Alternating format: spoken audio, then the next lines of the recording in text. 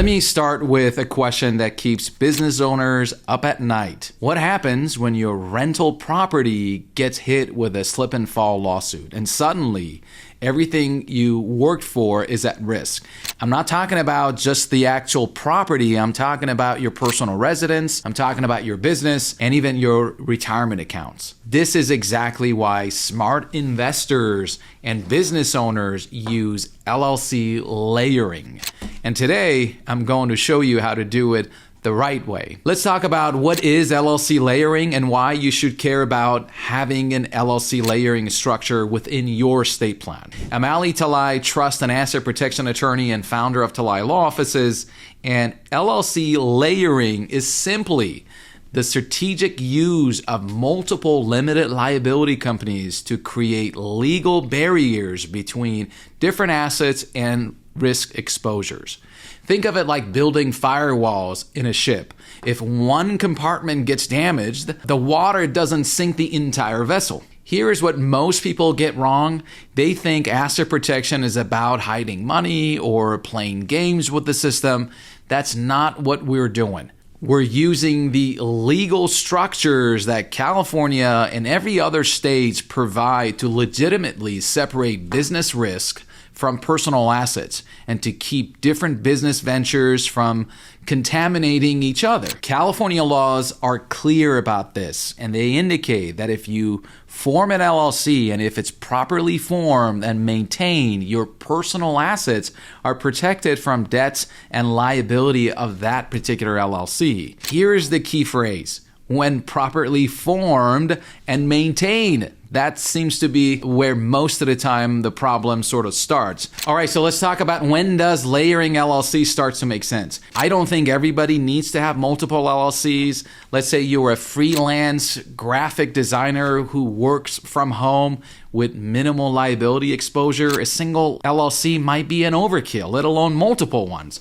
But if you fit into any of the following list and categories, then you probably want to pay attention more. First, I would say if you're a real estate investor and you own multiple rental properties, each property should generally be in its own LLC.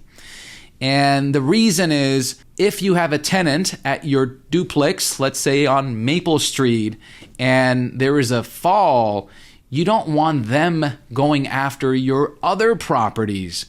And if you have all the assets, all the properties into one LLC, that will exactly be what the creditor would want to go after, all the properties. Second category is a business owner with multiple revenue streams. Let's say you run a successful consulting practice, but you also own a small retail location and you're also developing a software product. Good for you. These are three completely different risk portfolios. Your consulting work has professional liability exposure. Your retail location has slip and falls risk and product liability issues. Your software could face intellectual property claims or data breach lawsuits. So why would you want one problem to threaten all three income streams? Third category is anyone with significant personal assets who is engaged in higher risk activities.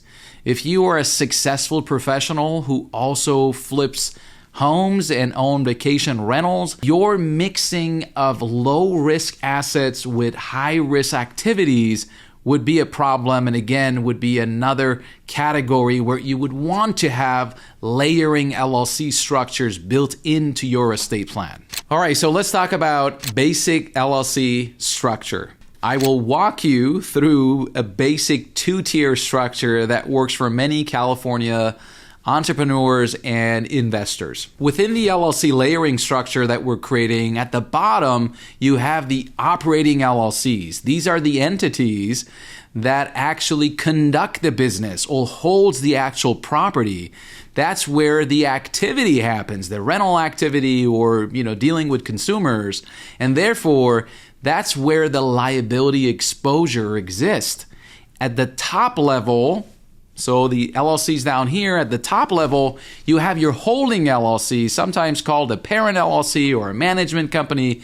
This entity owns membership interest in your operating LLCs, but it doesn't conduct any business activity itself. It's like a safe deposit box that holds your ownership stakes. All right, so let me try to explain why this works. If someone sues your operating LLC and somehow pierces the corporate veil, they can only reach the asset inside of that specific LLC.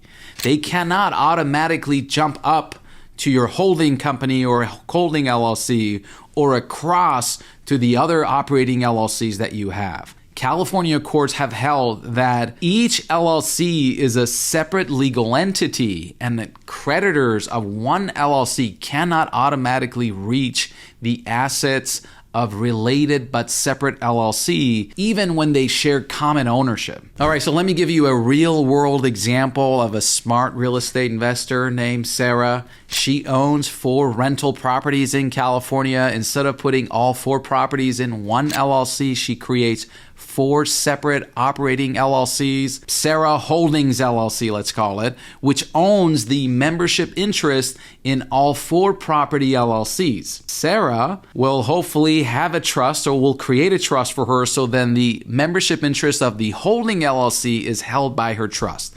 Now, let's say she gets a tenant that files a lawsuit in property number 1. The tenant can reach the assets inside of Sarah's Properties 1 LLC. That's 1 property, not 4 property. The other 3 properties are protected because they're owned by separate legal entities. And obviously, it's not as easy for the tenant to reach inside of that LLC either. It will be very difficult.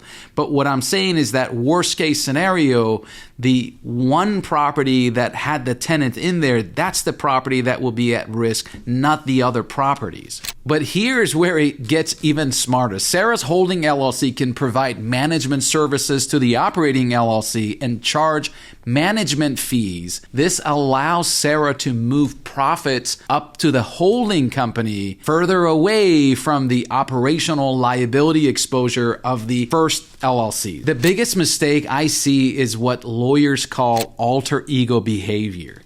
This is when business owners treat their LLCs like personal bank accounts, mixing funds, ignoring formalities, and basically acting like the LLC doesn't exist as a separate legal entity.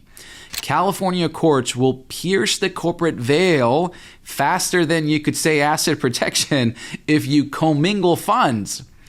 The courts look at factors like inadequate capitalization, failure to observe corporate formalities, and commingling of funds when deciding to hold the owners personally liable. So each LLC needs its own bank account, needs its own accounting records.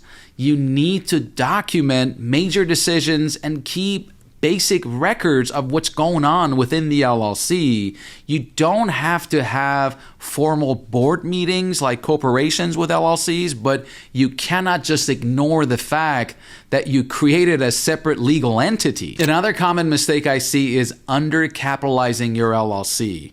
If you put $1 million property into your LLC with 0 cash reserve and no insurance, a court might decide you're not operating in good faith, and so each LLC should have adequate insurance for its activities and some reasonable amount of working capital. All right, so let's talk about tax implications you need to know about your LLC. There is some good news here. LLC layering doesn't have to create a tax nightmare. Most LLCs could be created as a disregarded entities for filing tax return and tax purposes, which means they don't file separate federal tax returns in California. The income and expenses that the LLC has will just flow through to your personal tax returns, and then you'll show everything on your Schedule E. So you get the legal separation for asset protection, but you avoid the complexity of multiple tax returns. All right, so let me address the elephant in the room, and that is cost. Yes, having multiple LLCs means multiple filing fees, multiple registered agent fees, and more complexity, but it doesn't have to break the bank. In California, the LLC filing is $70. The annual franchise tax is $800 per LLC, regardless of income. So if you have 4 LLCs, you're looking at $3,200 per year in franchise taxes alone.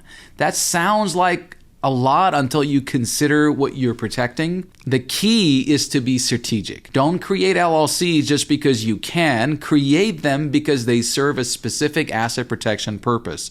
And remember, you can always consolidate later if your situation changes. All right, so let's talk about when you should seek professional help. In this video, I'm giving you the framework, but implementing LLC layering correctly requires attention to detail that can make or break your asset protection strategy. The difference between a structure that works and one that collapses under lawsuits and pressure often comes down to small details in the operating agreements, the way you handle ongoing compliance, and how you structure the relationships between the entities. You also have to be very careful so that transfers into the LLCs do not trigger property tax reassessment for your California-owned properties. So if you're serious about protecting your assets, you need professional guidance, not just for the initial setup, but for the ongoing maintenance and compliance that keeps your protection intact. All right, so what we covered today,